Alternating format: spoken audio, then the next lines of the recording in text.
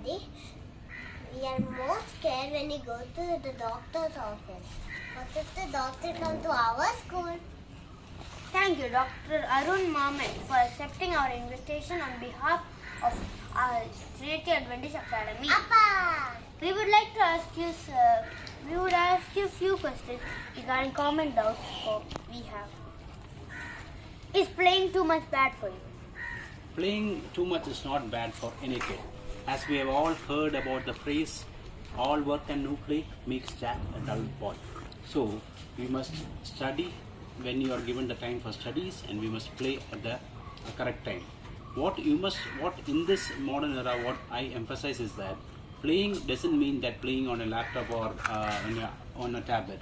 Playing means physical activity. You must spend at least 1 hour or 1.5 hours outside. You must play outside. You must interact with the nature, and so that your exercise will help your muscles to grow, and you will be fit throughout your life.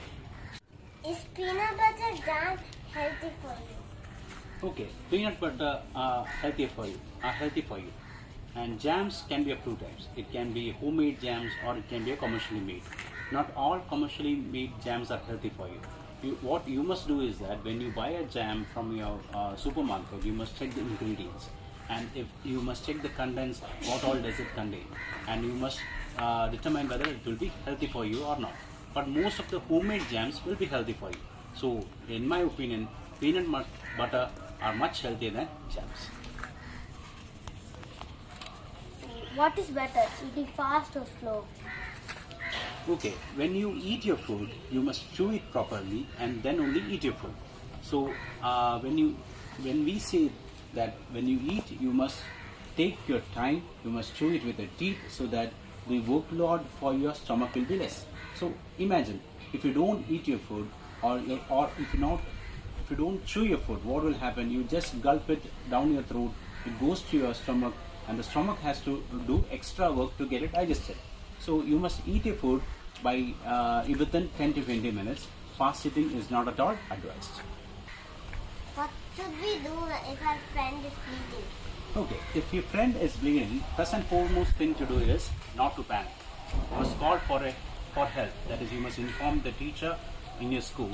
Then you must, first and foremost thing is that when you see blood, don't get dizzy. There are some people like children or even some adults, they feel dizzy when they see blood. But you must not panic. You must apply firm pressure or put a nice cloth around it.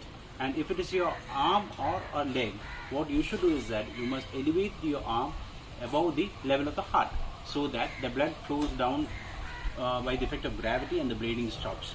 And of course, after controlling the bleeding, you must take your friend to the nearby hospital. Why should we take painful vaccinations? Okay, vaccinations are good for you. This is because vaccinations help in preventing deadly diseases. We have all heard about polio, right? So what will happen if you get polio? Or one half of the body will get paralyzed, or weakness will be there in our body. So by effective vaccinations, we have decreased the incidence of polio. That is, we are not seeing any cases of polio these days. So even though the vaccination is painful, it is just like a ant biting us. So by enduring that pain, what will it do? It will protect it against deadly viruses. I have a question. Is it online game bad for you? Online gaming is definitely bad for kids. I always recommend that you must not play online gaming under 18 years of age. That is because by logging on to the internet, you will be misguided to various other sites, and you will be playing online with strangers. That is not at all healthy for you, and you will be, as kids, you don't know the dangers of internet. So online gaming is definitely bad for kids. I think internet and Google is good for us. Internet or Google is definitely good for kids, but that too you must take it with a pinch of salt. That is, it should be done under parental supervision only. In our days, that is when I was a kid, what we used to do is that when we had doubts, we used to visit library, we used to refer to books to gain knowledge. Now you all have Google at your fingertips. If you don't know anything, you just need to type in the keyword in the Google toolbar, and that gives you information about that thing. But that should be done under parental supervision only. Why does my mother scold me when I bite my nails? Biting your nails is not at all healthy. This is because we have nails. Where do we have nails? We have nails at the fingertips. What we do when we do things with our hands, what happens is that the dirt, the bacteria, the virus all gets inside our nails. So when we bite our nails, all this gets into our mouth, then goes into your body, and that can cause you diseases. Okay.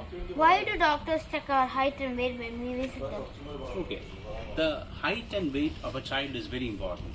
So when a child visits me or visits a pediatrician, we always check the height and the weight. That is because we have a calculation.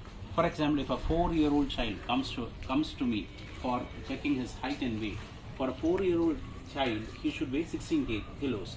So if he is not weighing up to 16 kilos, or if he is not having a height of at least 100 centimeters, I know that something is wrong with the kid.